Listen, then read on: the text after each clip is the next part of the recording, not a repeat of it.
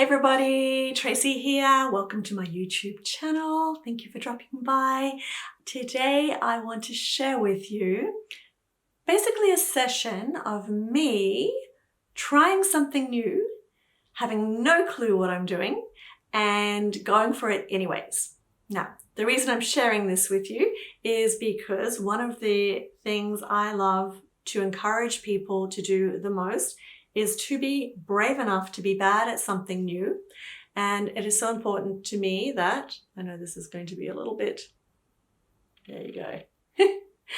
I give these stickers out at my workshops all the time.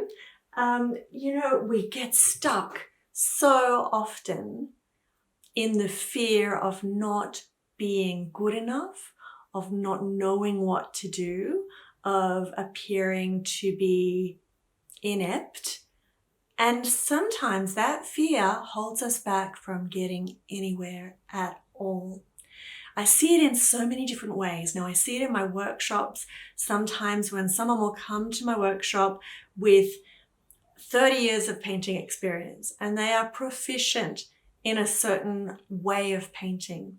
And then I ask them to pick up some nature tools, to scumble and scribble and dot and dab and drip and play, and to allow a painting to evolve without having to orchestrate or control every single moment.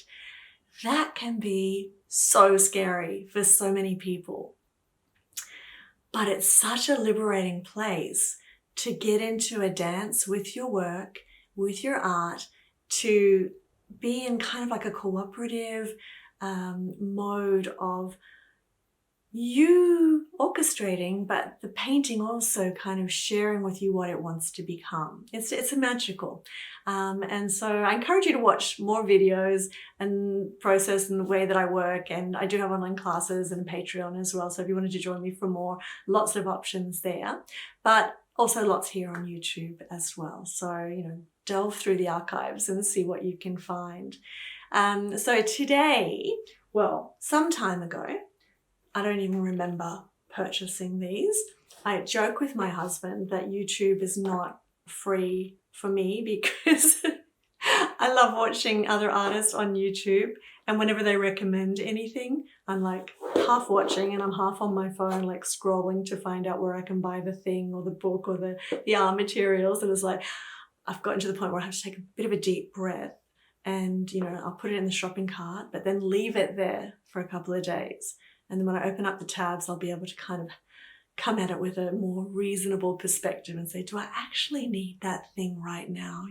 So there's my little tip for you if you are a YouTube influenced shopper, if you have a problem.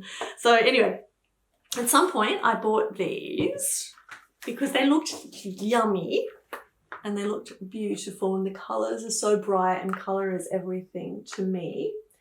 They are watercolors. They are a particular kind of watercolor, and some of you may know of them, some of you may have them. And they are Japanese, and they are Kuretake Gansai Tambi. I don't know if I'm saying that right, but hopefully I am. And look, I didn't even know anything about them when I bought them. So when I sat down to do this video and to play with them, I looked them up to see what makes them different than normal watercolors. And the general consensus seemed to be that I guess they're a little more opaque than regular watercolors, which makes me think that they're more towards gouache, but maybe somewhere in the middle of the two. I honestly don't know enough about them yet to give you that information, but I'm sure you can find it on Google.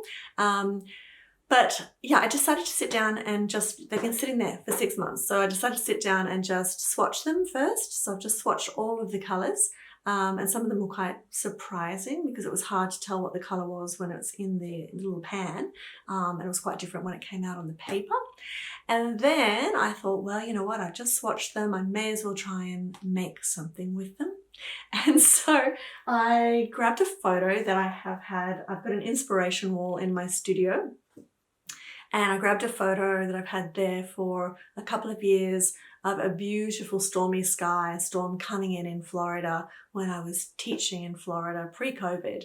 So I have a lot of photos that, thousands of photos that I want to paint, and some of them are on the wall, and I'll pull them down and have a go at it in some way. So I thought, I'm not a watercolorist. I have dabbled a couple of times with watercolors, but I have no clue what I'm doing. But I'm going to try and paint this beautiful stormy sky in Florida and see how I go. I'm not going to show you the painting because I want you to stick around and see what happens. I'm equal parts happy. No, you know what? I'm kind of neutral. I think I did pretty well for not knowing the material. But any of you that are watching that are dedicated watercolorists that have been doing it for a long time are probably going to roll your eyes and cringe because I'm probably not doing any of the things that I'm supposed to do with watercolor, but that's okay. I'm exploring a new material, and I want to give you all the confidence to do the same and to not get stuck when you're not sure if you know what the right way of using something is, okay? So enjoy the video. I hope that you get something out of it, and leave me a little message in the comments to let me know what you think of my stormy sky, and don't forget to like and subscribe. Okay, bye for now. Let's jump into the painting.